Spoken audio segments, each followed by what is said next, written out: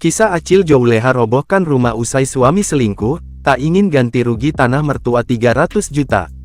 Aksi seorang wanita asal Kalimantan Selatan bernama Mira Lestari tengah menjadi sorotan di media sosial. Hal tersebut terjadi lantaran wanita yang dipanggil Acil Jouleha ini membongkar rumah yang telah ia bangun usai mendapati sang suami selingkuh. Mereka pun pada akhirnya bercerai dan ketika pembagian harta gonogini, Mira mendapatkan rumahnya. Melansir akun Instagram @terang_media, dinarasikan bahwa rumah tersebut dibangun di atas tanah wakaf mertuanya. Sehingga, Mira diminta untuk membayarkan uang sebesar 300 juta untuk membeli rumahnya itu, sesuai dengan harga tanah tersebut. Mira pun lantas memutuskan untuk membongkar rumah yang telah ia bangun menggunakan hasil keringatnya itu.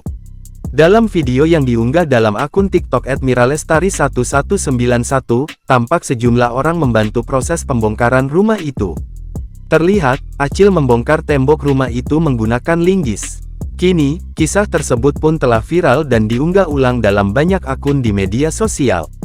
Warganet yang menyaksikan video itu ramai memberikan komentar.